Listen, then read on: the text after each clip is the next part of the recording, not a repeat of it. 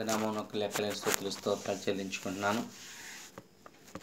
చూడని మీ అందరికి కూడా దేవుని పేరిట వందనాలు తెలియజేస్తున్నాను. మరి సాయంకాల సమయంలో దేవుడు మనతో కొద్ది నిమిషాలు మాట్లాడడానికి ఆయన పరిశుద్ధాత్ముడు మరి మనతో మాట్లాడడానికి సిద్ధంగా ఉన్నప్పుడు మనందరం కూడా కొద్దిసేపు దేవుని యొక్క వాక్యాన్ని ఆలకిందాం. ఇక్కడ బబులోను రాజు అయినటువంటి నెబుకద్నెజరునకు ఒక కళ వచ్చింది. ఆ యొక్క కళభావం చెప్పుటకు దేశంలోని జ్ఞానులకు,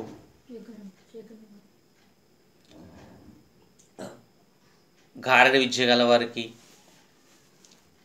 శకునం చెప్పే వాళ్ళకి అనేక మందిని రాజు యొక్క సముఖమునకు లేకుంటే రాజు యొక్క సన్నిధికి పిలిపించినప్పుడు నెబుకద్నెజరు వారికి చెప్తున్నాడు కదా, నేను రాత్రి ఒక కల కన్నాను. ఆ కళ యొక్క భావము మీరందరూ చెప్పాలని వారికి ఆజ్ఞ ఇచ్చారనమాట అండి. మరి దేవుని యొక్క సన్నిధిలో ఉన్నటువంటి మనము దేవుని సన్నిధిలో ప్రతి నిత్యము కూడా వాక్యాన్ని ధ్యానించుకుంటూ వాక్యానుసారంగా నడుచుకున్నట్లయితే దేవుడు కళలకు భావం చెప్పే జ్ఞానాన్ని మనకిస్తాడు. దర్శనాలకు భావం చెప్పే జ్ఞానాన్ని మనకిస్తాడు. ప్రవచనములకు భావం చెప్పే జ్ఞానం మనకిస్తాడు.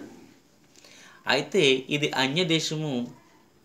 నెబుకద్నెజరు దేవుని ఎరగనటువంటి వాడు. అయితే అతనికి వచ్చినటువంటి ఆ కళ యొక్క భావము అతను తెలుసుకున్నటకై ఆ యొక్క రాజ్యంలో చాటింపు వేయించినప్పుడు అనేక మంది రాజు సన్నిధికి వస్తే ఆయన చెప్తున్నాడు కదా, నేను కళ మర్చిపోయాను, వచ్చిన మీ అందరూ కూడా నాకు వచ్చినటువంటి కళ యొక్క భావం చెప్పాలి అన్నప్పుడు అక్కడికి వచ్చిన ప్రతి ఒక్కరు కూడా అందుకు రాజు ఉత్తరమిచ్చి చెప్పినది ఏమనగా, నేను మరచినట్టు మీరు చూచి కాలహరణం చేయవలనని మీరు కనిపెట్టినట్లు నేను బాగుగా గ్రహించుచున్నాను. కాలము ఉపాయముగా గడపవాలని అబద్ధమును మోసపు మాటలు నా ఎదుట పలుకను ఉద్దేశించి ఉన్నారు. మీరు కళ చెప్పలేకపోయిన ఎడల నేను చెప్పిన మాట ఖండితము గనుక కళను నాకు చెప్పుడి, అప్పుడు దాని భావమును తెలియజేయుటకు మీకు సామర్థ్యం కలదని నేను తెలుసుకుందును. ఈ మాటలు వచ్చినటువంటి గారడ విద్య వాళ్ళకి, జ్ఞానులకి అందరికీ నెబుకద్నెజరు చెప్తున్నాడు. ముందు నాకు ఏ కళ వచ్చిందో దానిని మీరు చెప్పండి, దాని యొక్క భావాన్ని కూడా మీరు చెప్పగలరు అని నేను అనుకుంటాను. కానీ మీరు వచ్చి కాలయాపన చేస్తున్నారు. మీరు కాలయాపన చేసినట్లయితే నేను చెప్పింది ఖచ్చితంగా జరుగుతుంది అని ఆయన అన్నప్పుడు ఈ కల్దీయులందరూ కూడా రాజుగారికి సమాధానం చెప్తూ అంటున్నారు కదా. అందుకు కల్దీయులు ఇలాగో ప్రత్యుత్తరం ఇచ్చారు, భూమి మీద ఏ మనుష్యుడును రాజు అడిగిన సంగతి చెప్పజాలడు. ఏ చక్రవర్తియు అధికారియు శకునగాని యొద్దకు గారడి విద్య గలవాని యొద్దను కల్దీయుల యొద్దను ఇట్టి సంగతి విచారింపలేదు. రాజు విచారింపిన సంగతి బహు అసాధారణమైనది. దేవతలు కాక మరెవరునూ ఈ సంగతి తెలియజెప్పజాలరు. దేవతల నివాసంలో శరీరుల మధ్య ఉండవు కదా. అందుకు రాజు కోపము తెచ్చుకుని అత్యాగ్రహము గలవాడై బబులోనులోని జ్ఞానులందరినీ సంహరింపవలని ఆజ్ఞ ఇచ్చెను. ఇక్కడ రాజు ఎంతో ఉద్రేకుడైపోయాడు. ఇక్కడ ఈ జ్ఞానులందరిని పిలిపించాడు సరే, కానీ వాళ్ళు మాట్లాడిన దాంట్లో కూడా చాలా న్యాయం ఉంది.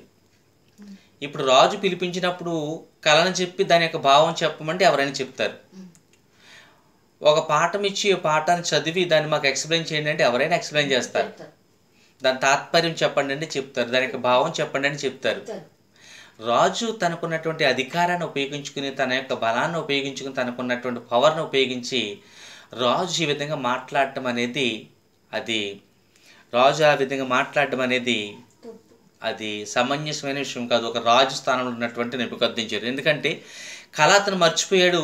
కళనే భావాన్ని కూడా మరి వాళ్ళు ఎలా చెప్పగలుగుతారు? వాళ్ళు అన్న దాంట్లో చాలా జ్ఞానం ఉంది. అయ్యా, ఇంతవరకు ఎవరు అట్లా చెప్పలేకపోయారు, ఏ మనుషుడు చెప్పజాలడు అట్లాగా, మేము ఎలా చెప్పగలుగుతామయ్యా అని వాడు ప్రాధేయపడుతుంటే రాజు ఎంతో కోపోద్రిక్తుడైపోయాడు.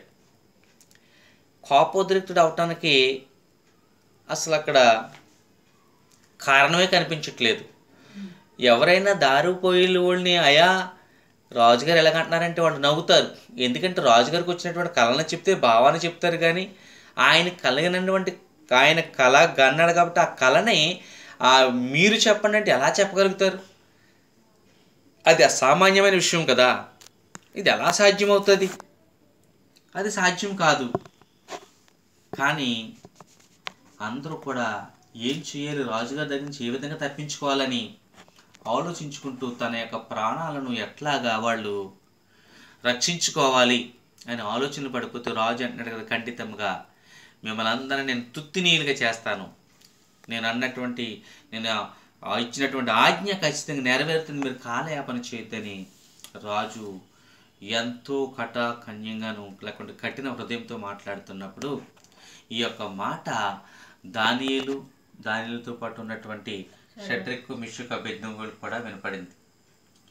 అప్పుడు వెంటనే రాజు రాజ్యమంతటి మీదకి చాటించాడు, మొత్తం జ్ఞానులు అందరూ సంహరించండి. వెంటనే దానియేలు రాజుగారి దగ్గరికి వెళ్ళి, అయా, ఇంత తొందరగా ఈ ఆజ్ఞ వస్తుందని నేను అనుకోలేదు, కానీ నాకు కొంచెం సమయం ఇవ్వండి అని రాజుని ప్రాధేయపడి అడిగినప్పుడు రాజు దానియేలుకి సమయం ఇచ్చేలాగా చూస్తున్నాం. అప్పుడు దానియేలు ఒకటే అంటున్నాడు, షడ్రకు, మిషకు, అబేద్నెగో, మీ ముగ్గురు కూడా వెళ్ళి దేవుని సన్నిధిలో, దేవుని సముఖమందు మీరు ప్రార్థన చేయండి, నేను కూడా దేవుని సన్నిధిలో ప్రార్థన చేస్తానని దానియేలు మరి దేవుని సన్నిధిలో మోకరించి ప్రార్థన చేస్తూ ఉన్నాడు. ప్రియమైన సహోదరులారా, ప్రియ తమ్ముడు, చెల్లి, దేవుని సన్నిధిలో నడుస్తున్న మనము ఏ సమస్య వచ్చినప్పటికీ ముందు మనం పడవలసింది దేవుని యొక్క పాదాల చెంత. ఒకవేళ రాజుకి అధికారం ఉండి అతను అధికార దాహంతో, అధికార బలంతో చాటించి తన రాజ్యంలోని జ్ఞానులను చంపించడానికి అతనికి అవకాశం ఉందేమో, కానీ శక్తి కలిగినటువంటి దేవుడు ఆయన యొక్క ప్రభావాన్ని, ఆయన యొక్క మహిమను చాటుకోవాలంటే అనేకమైనటువంటి అద్భుత కార్యాలు ఆయన యొక్క బిడ్డల ద్వారా ఆయన జరిగించడానికి సిద్ధంగా ఉన్నాడని నేను నమ్ముచున్నాను. ఎందుకంటే ఆయన యొక్క ప్రణాళిక చెప్పున, ఆయన చిత్తము చెప్పునే ఇక్కడ నెబుకద్నెజరు యొక్క హృదయం కఠినమైంది.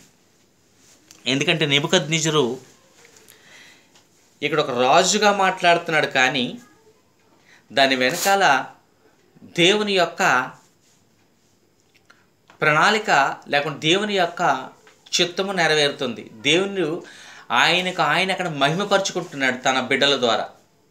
అది దానియేలు ద్వారా కార్యం జరిగించాలని దేవుడు ఆలోచన కలిగి ఉన్నాడు. కాబట్టి ఎవరమైతే దేవుని సన్నిధిలో నడుస్తూ ఆయన ప్రణాళికకి మనము తల ఉంచి ఆయన సన్నిధిలో నడుస్తామో వారితో ఆయన యొక్క ప్రణాళికను జరిగించుకుంటాడు, వారితో ఆ పనులను జరిగిస్తాడు, వారితో ఆ క్రియలను జరిగించి ఆయన మహిమ పొందుతాడు, ఆయన నామానికి మహిమ తెచ్చుకుంటాడు.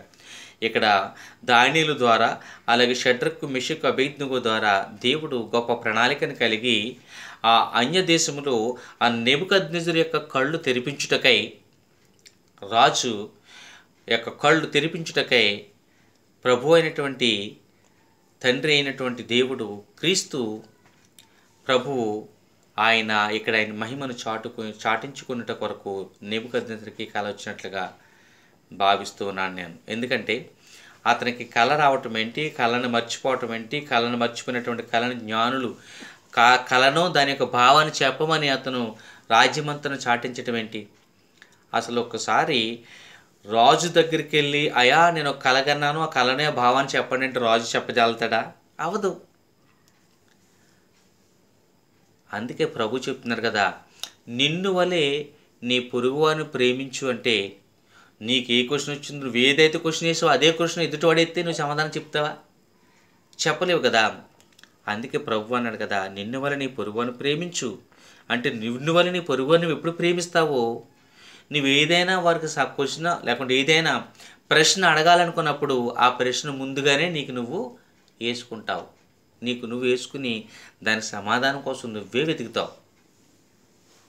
ఇక్కడ నెబుకద్నెజరుకి కొంచెం జ్ఞానం కొరవడింది కాబట్టి ఆ యొక్క అధికారంతో తన ప్రజలను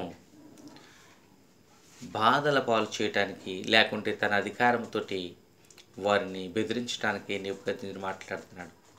కానీ లోకంలో సహజంగా చూసినట్లయితే నెబుకద్నెజరు చేసేది ఇక్కడ రాంగు. కానీ ప్రభు సన్నిధిలో నడిచేవారికి అది సాధ్యమే. ఎందుకంటే ప్రభువు ఎన్నో కార్యాలు చేయగలుగుతాడు. ప్రభు యొక్క మహిమ అక్కడ బయలుపరచబడాలంటే, ప్రభు యొక్క కార్యం జరగాలంటే ఆయన బిడ్డల ద్వారా మాత్రమే జరగాలి. ఇది దేవుని యొక్క ప్రణాళిక.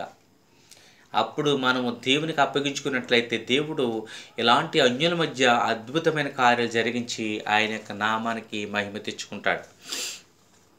కాబట్టి ప్రియ సహోదరుడా, దేవుని సన్నిధిలో ఆయనకు అప్పగించుకున్నట్లయితే నెబుకద్నెజరు వేసినటువంటి ఆ యొక్క ప్రశ్నకు లేకుంటే నెబుకద్నెజరు అడిగినటువంటి ఆ కళ యొక్క భావము దేవుని సన్నిధిలో నడుస్తున్న బిడ్డలు మాత్రమే చెప్పగలరు.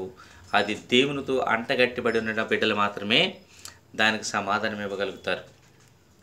మరి నెబుకద్నెజరుకి ఆ యొక్క కళభావము ఏ విధంగా దానియేలు చెప్పాడో మరి మనము రేపటి భాగంలో చూద్దాం. ఎందుకంటే ప్రభువు ఎంతో కృప చూపించి నడిపిస్తున్నాడు కాబట్టి ఆయన్ని మనం ఈ రాత్రికి ఆయన్ని వేడుకుందాం, ఆయన పాదాలు పట్టుకుందాం. ఇట్లాంటి సమస్యలు ఏదైనా వచ్చినప్పుడు మనం చింతించవద్దు, భయపడవద్దు, వెనక్కి తిరగవద్దు. కానీ నా ప్రభు అన్నాడు, నా ప్రభు నాకు బయలుపరుస్తాడు, నా ప్రభు నాకు జ్ఞానం ఇస్తాడు, నా ప్రభు ద్వారా నేను ప్రతిదీ సాధించుకోగలుగుతామనే విశ్వాసంతో సాగి ప్రార్థన చేసినట్లయితే ఎలాంటి చిక్కుముడైన ప్రభు ఇస్తాడు, ఎలాంటి ప్రశ్నకైనా ప్రభు సమాధానం ఇస్తాడు. ప్రభువు దగ్గర సమాధానం లేనటువంటి ప్రశ్న అంటూ ఏదీ లేదు. ఆయన వాక్యం ద్వారా మాట్లాడి వాక్యం ద్వారానే సమాధానం చెబుతాడు. కాబట్టి మనము ఎప్పుడు ప్రభు సన్నిధిలో ఆయన వాక్యాన్ని విశ్వసించాలి, వాక్యం మీద ఆధారపడాలి, వాక్యానుసారంగా నడుచుకోవాలి, వాక్యాన్ని అనుసరించి నడుచుకోవాలి, వాక్యాన్ని ఎప్పటికప్పుడు ధ్యానించుకుంటూ ఉండాలి, విశ్వాసంతో సాగిపోవాలి. అప్పుడు మాత్రమే మనకి ఏ ప్రశ్నకైనా చిక్కుముడి వస్తుంది, ఏ ప్రశ్నకైనా సమాధానం దొరుకుతుంది. మనం రేపటి మరి ఎపిసోడ్లో మనం తర్వాత భాగంలో మనం చూద్దాం. అందు నిమిత్తము ప్రతి ఒక్కరం కూడా దేవుని సన్నిధిలో నడిచినట్లయితే ప్రభు మనకు సమాధానం ఇస్తాడు. రేపు నెబుకద్నెజరు మరి నెబుకద్నెజరు సన్నిధిలో దానియేలు ఏం చెప్పబోతున్నాడో మనం రేపు చూద్దాం. దేవుడు అప్పటి వరకు మనం దీవించి ఆశీర్వదించి దీన్ని ఇలా కొనసాగించునుగాక. ఆమేన్. అయిపోయిందమ్మా.